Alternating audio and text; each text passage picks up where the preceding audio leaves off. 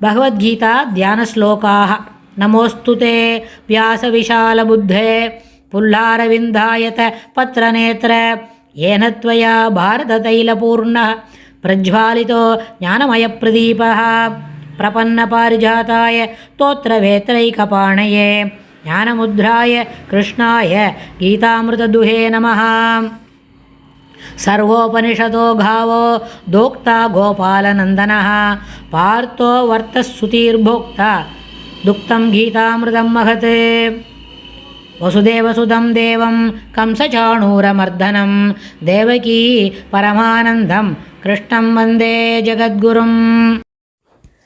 அடுத்தது ஸ்லோகம் 9.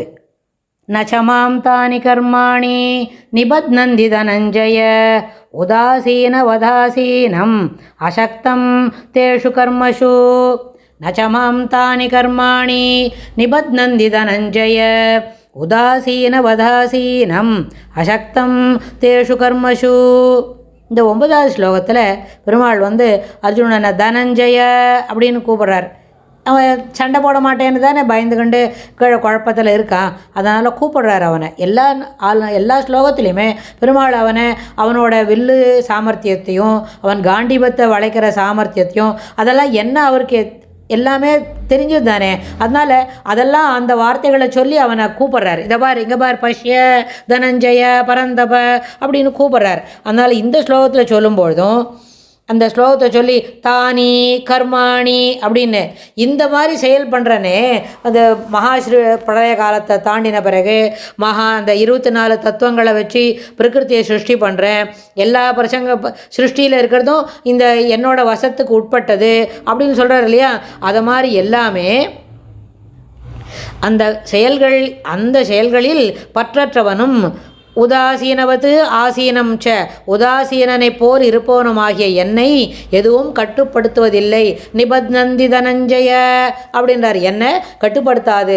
நான் இவ்வளோ வேலை செய்கிறேன். அதாவது என்னது, சிருஷ்டி மறுபடியும் ஆரம்பித்து பஞ்ச தன்மாத்திரங்கள்னு சொல்லி அந்த 24 தத்துவங்களையும் சொல்லிவிட்டு அதில் வசப்படுத்தி பிரகிருதிக்கு மீண்டும் மீண்டும் அதுக்கு என்ன உற்பத்தி பண்ணி சமஷ்டியாக சிருஷ்டி நடக்கிறதுன்னு சொல்கிறார். ஆனால் அந்த சிருஷ்டியை நானே பண்ணினா கூட அதில் நான் என்ன பண்ணுறேன், உதாசீனமாக ஒரு என்ன விளையாட்டாக பண்ணிவிடுறேன். அதனால் அது எனக்கு என்ன பண்ணுறதில்ல, என்னை அதை கட்டுப்படுத்துறதில்ல, அது என்னை பற்றுவதும் இல்லை அப்படின்னு சொல்கிறார். அதில் எனக்கு பற்றும் இல்லை, அதில் நான் உதாசீனமாக இருக்கேன்றார். முன்னாடி ஸ்லோகத்தில் புனஹா அப்படின்னு சொல்கிறார். அப்படின்னா என்ன, மீண்டும் மீண்டும்னு சொன்ன திரும்ப திரும்ப அது பிறக்கிறதுன்னு. அப்போ என்னாச்சு, ஜீவன் பிரகிருதிக்கு வசப்பட்டுள்ள வரை குணகர்மங்களுக்கு அனுகுணமாக பிறப்பும் இறப்பும் வந்து கொண்டே இருக்கும், திரும்ப திரும்ப வந்து கொண்டே இருக்கும். குணகர்மங்களுக்கு அனுகுணமாக, அதாவது சத்துவகுணங்களை மேலோங்கி அதற்குண்டான சுத்த சத்துவமயமான ஆகாரத்தை எடுத்துக்கணும். ரஜோகுணம் தமோகுணம் இருக்கிற ஆகாரத்தை விட்டொழிக்கணும். அது விட்டொழிச்சா கூட பிரகிருதி சம்பந்தத்தினால அது நம்மளுக்கு இருந்துகிட்டே இருக்கும். அதனால் பிரகிருதிக்கு வசப்பட்டு சில காரியங்களை நம்ம செய்ய வேண்டி வரும். கண்டிப்பாக அப்படி தான் செய்துன்னு இருக்கிறோம். ஆனால் இதுக்கு பெருமாள் என்ன எக்ஸ்கியூஸ் கொடுக்குறார், அதில் வசப்பட்டுள்ளவரை குணகர்மங்களுக்கு அனுகுணமாக பிறப்பும் இறப்பும் திரும்ப திரும்ப வந்து கொண்டே இருக்கும். அதுதான் சென்ற ஸ்லோகத்தில் சொன்னார். ஆனால் பிரகிருதி சம்பந்தம் இருந்தால் இந்த மாயைக்கெல்லாம் கட்டுப்படுத்தணும். சிலதெல்லாம் நல்லதெல்லாம் பார்த்தா கெட்டதாக தோணும். ஒரு 2 ஸ்லோகத்துக்கு முன்னாடி கூட சொன்னார், சகுணா நிகுணான் ஹந்தின்னு, அதாவது நல்ல குணங்களை கெட்ட குணங்களாக சித்தரிக்கிறது, கெட்ட குணங்களுக்கு இருக்கிறத ஜஸ்டிஃபை பண்ணுறது அப்படின்னா கூட அதுதான் அனசூயா அப்படின்னு சொன்னால் அசூயையில் சேர்த்திக்க அப்படின்னு சொன்னார் இல்லையா. அது மாதிரி சொல்லும்போது இங்கேயும் என்ன பண்ணார், புனஹா நீ பிரகிருதிக்கு வசப்பட்டுள்ள வரை குணகர்மங்களுக்கு அனுகுணமாக மீண்டும் மீண்டும் பிறப்பு வந்து கொண்டே இருக்கும்னு சொன்னார் போன ஸ்லோகத்தில். இங்கேயும் உதாசீனவத்து அப்படின்னு உதாசீனவதாசீனம் அப்படின்னு சொல்லும்போது உதாசீனவத்து என்ற பதத்தின் கருத்தை இந்த ஸ்லோகம் விளக்குகின்றது. மறுபடியும் அதே தான்.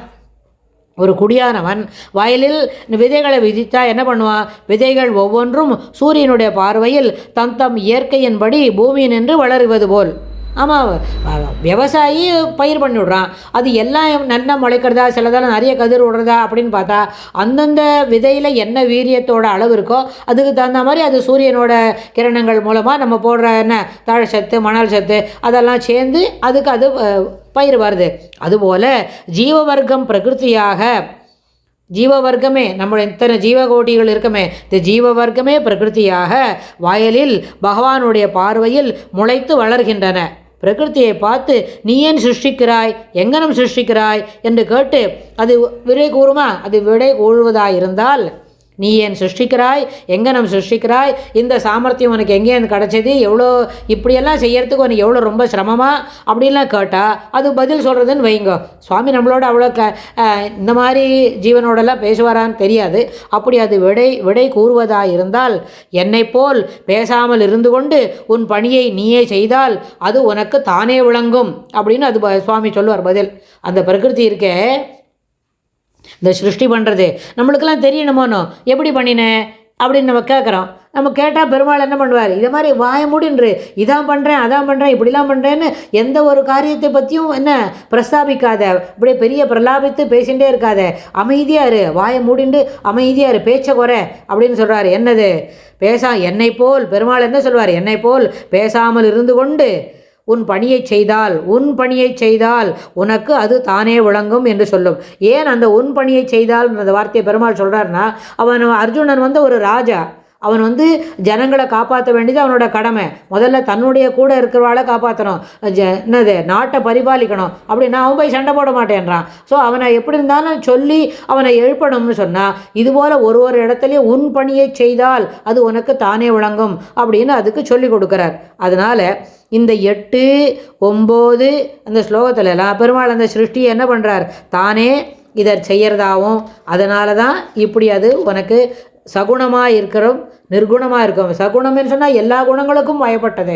பெருமாள் குணவன் அப்படின்னு சொல்லி தான் நம்மளால் அவனோட பக்தி பண்ண முடியும். அப்போ தான் அப்படி தான் பெருமாளுக்கு நம்ம என்ன பண்ண முடியும், நம்மளோட கைங்கரியத்தை ஏற்றுக்கொள்ள முடியும். பெருமாள் நிர்குணன் அப்படின்னு சொன்னால் அது நம்மளுக்கு புரியவே புரியாது. நம்ம என்னது மனோவாக்காயங்களுக்கு எட்டவே எட்டாதது. அதுபோல் பெருமாளை நம்ம யோசித்துக்க முடியாது. பெருமாள் சகுணன், கல்யாண குணங்களை கொண்டவன், நம்மை போல் பேசக்கூடியவன், நம்மளோடு சகஜமாக பேசுவன் அப்படின்றத நம்மளுக்கு காட்டி தரத்துக்கு தான் பெருமாள் கிருஷ்ணாவதாரமே எடுத்தார்னு பெரியவாள்லாம் சொல்லுவாள். ஏன்னா பேசணும், மக்களோட பேசி ஒன்றுக்கொன்று கலக்கணும். பெருமாளை எங்கே நினைக்கிறோமோ அங்கே வருவார்னு.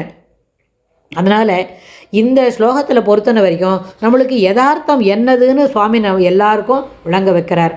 இதுக்கு விரிவான சில செய்திகளை அடுத்த பகுதியில் பார்க்கலாம்.